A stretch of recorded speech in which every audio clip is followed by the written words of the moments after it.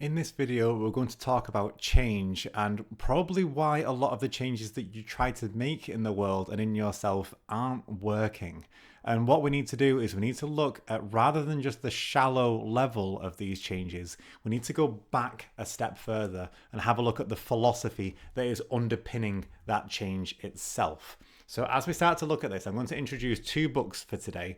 One for the advanced reader and the one who takes this very, very seriously, and one which is going to be the official book recommendation for this video around the idea of screen time and a philosophy towards technology. Starting with the more technical book, I want to introduce you to this wonderful idea called spiral dynamics. It's by Don Beck and Christopher Cowan, I think you pronounce it. And the idea here is, especially linking towards values and change, how is it that you interact with the world at different levels, and understanding that the context that you find yourself in is going to present very different things, and the type of person that you are within that context is also going to decide what it is that you value, not just within yourself but within other people. And it's this wonderfully complex and coherent view of how to actually master those values and to see what type of person you need to be in each of these situations as well. Because maybe who you are at the age of 20 in the same environment is going to be very different to who you are at the age of 40. And it might be that you still feel like the same person, but you've evolved somewhat, you've developed somewhat on that journey. And that's what all that is about. It's about how to see why it is that people change, how it is that people change, and why you might not necessarily get on with somebody as well. Because you might bring forward the same problem and two people see the situation extremely different lights. This book will help to explain what it is that other people are valuing when you just don't seem to get them at all.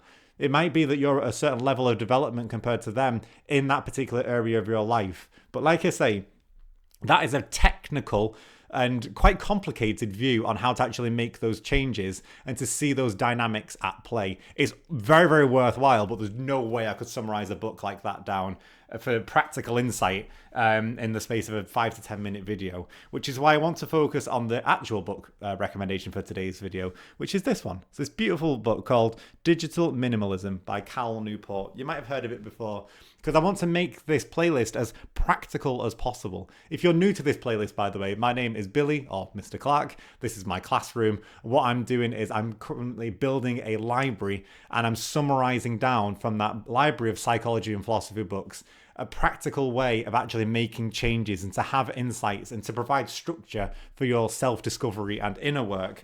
And this is something that has really, really helped to shift my focus and my progress, because I realized originally I was too scattered. The reason why I couldn't read anything is because my attention span was so poor, because of just my attention going in all different areas all at once. Whereas what digital minimalism is trying to promote and encourage within people is not just shallow tips and tricks about what to do about your screen time. It's to introduce a different philosophy, a different worldview around it. So when we talk about digital minimalism, just to quote from page 28 in here, this is the definition that Newport is using.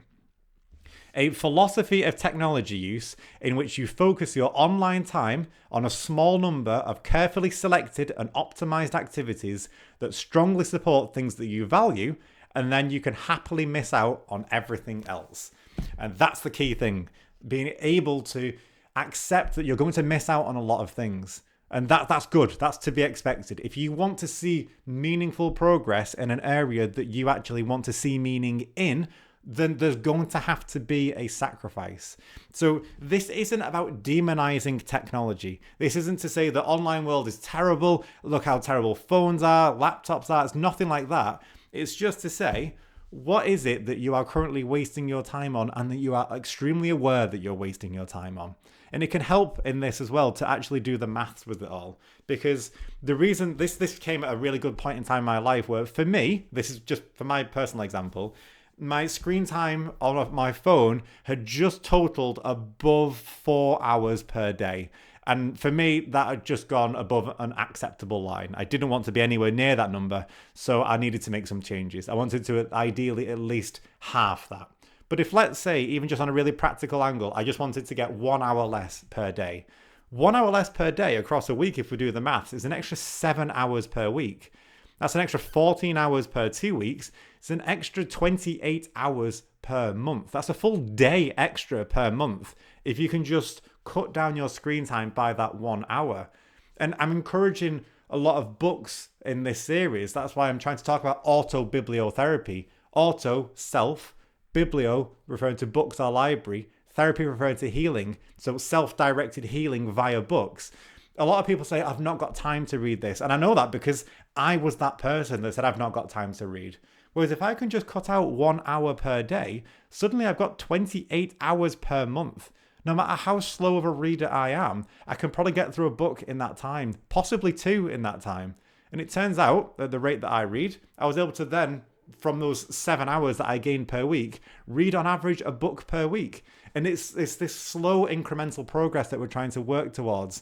It's not about going through just really basic tips and tricks like putting your phone in a different room or making your phone black and white so that it's less appealing to look at. That's fine, but it's understanding on the philosophical level of how do you relate to your phone? What is it that you are doing? Who are you when you think about it in that way as well? In another book in this series, we're going to also have a look at the physical body and what it means to be grounded in that physical body so that you can actually start to look at it in terms of self-expression. And if I looked at myself on my phone, I'm essentially just my eyes looking at a phone, my thumb scrolling it, and that's it. So what we're trying to do is to re-embody ourselves in this process.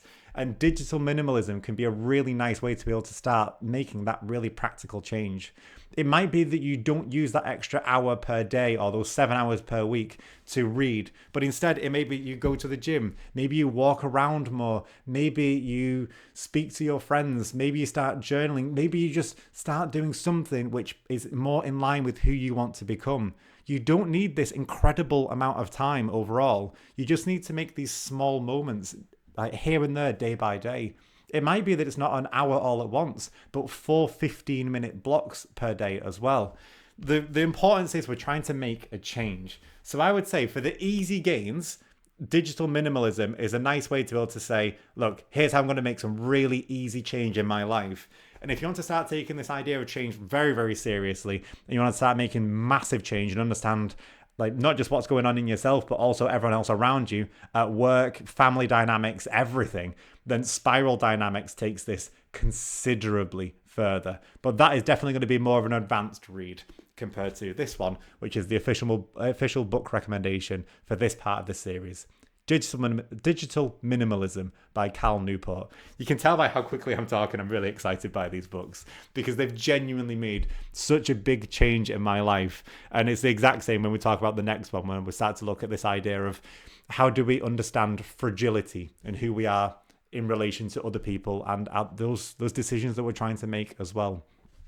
I love these books. Hopefully my enthusiasm is coming across because I'm unapologetic towards it. This has genuinely shifted my life. This full immersion process of reading and making insights and practical insights from these books.